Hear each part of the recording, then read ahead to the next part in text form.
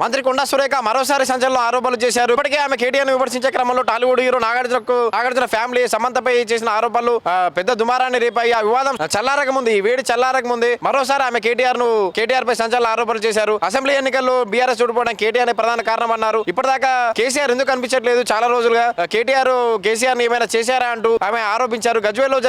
బుధవారం గజ్వేల్లో జరిగిన సభలో మాట్లాడిన ఆమె కేసీఆర్ ఏమైనా చేసి ఉండొచ్చని చెప్పి అనుమానం వ్యక్తం చేస్తూ సంచలన ఆరోపణలు చేశారు. బీఆర్ఎస్ ఓడిపోవడానికి కారణం కేటీఆర్ అన్నారు. బడ్జెట్ రోజు అసెంబ్లీకి వచ్చిన కేసీఆర్ మళ్ళీ కనిపించలేదు. ఫామ్ హౌస్ లో ఏం చేస్తున్నారో తెలియదు. గజ్వేల్లోనూ కేసీఆర్ కనిపించడం లేదని పోలీస్ స్టేషన్ లో ఫిర్యాదు చేశాం. పార్లమెంట్ ఎన్నికల్లో సిద్దిపేట గజ్వేల్ నియోజకవర్గాల్లో బీజేపీ బీఆర్ఎస్ మధ్య చీకటి ఒప్పందం జరిగింది. కవిత బెయిల్ కోసం ప్రధానితో మాట్లాడి ఒప్పందం చేసుకుని బీఆర్ఎస్ నుంచి బీజేపీకి క్రాస్ ఓటింగ్ జరిగిందంటూ కొండా సురేఖ ఆరోపించారు. కేసీఆర్ ఏదో చేశారంటూ ఆమె మరో సంచలన ఆరోపణలకు తెరతీశారు.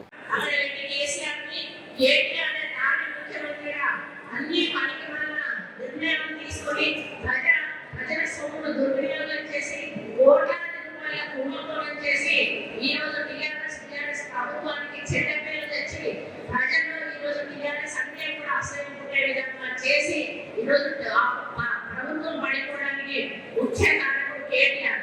మరి నోరు మూసుకొని ఊరుకోవాలి కదా. ఇప్పటికైనా ఓడిపోయారు, నేను తప్పు చేశాను కాబట్టి మమ్మల్ని ఓడిపోయారు.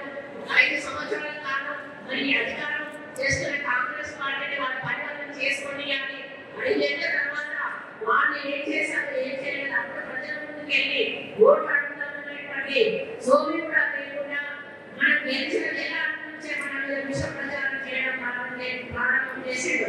అది ఎక్కడ దిక్కువసడం లేదు. 10 ఏళ్ల అధికారంలో మరి ఒక అనుభవంతో ఉండి అధికారాన్ని అనుభవించి ఒకటేసారి అధికారం చేరుకోలేకపోయే వరకు పిచ్చెక్కి ఏం చేస్తున్నాడో అర్థం కాని పరిస్థితులు ఉంది. ఆయనకి ఎన్ని చూసినా ఏం దొరకలేదు. అటుపోయి హైదరాబాద్ అంటాడు, అటుపోయి మూసి అంటాడు. వాళ్ళు మూసి గురించి నీకు తెలియదు ఏమున్నది, చేసిందంతా చేసి ఈరోజు కాంగ్రెస్ మీద నెట్టి మూసి అని చెప్పి మూసి నిర్వాసితులను ఈరోజు ఎందుకు నువ్వు రెచ్చగొడతా ఉన్నావు అని చెప్పి సందర్భంగా అడుగుతా ఉన్నాను. సరైన కారణాలు పెట్టండి. ప్రభుత్వంలో ఏదైనా పని చేయకపోతే ఈ పని చేయట్లేదు చేసే అవకాశం ఉంది, ప్రజలు వేరు చేసి జరుగుతుంది అని సూచనలు ఇవ్వండి.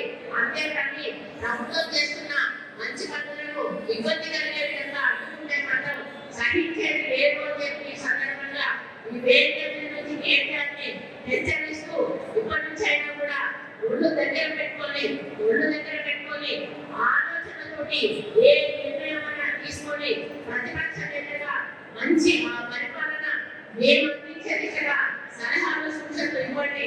అంతేకాదు ప్రభుత్వ చర్యలకు పనులకు అడ్డుపడితే మాత్రం ప్రజలు ఊరుకోవాలని చెప్పి హెచ్చరిస్తూ మరి నూతనంగా ఈరోజు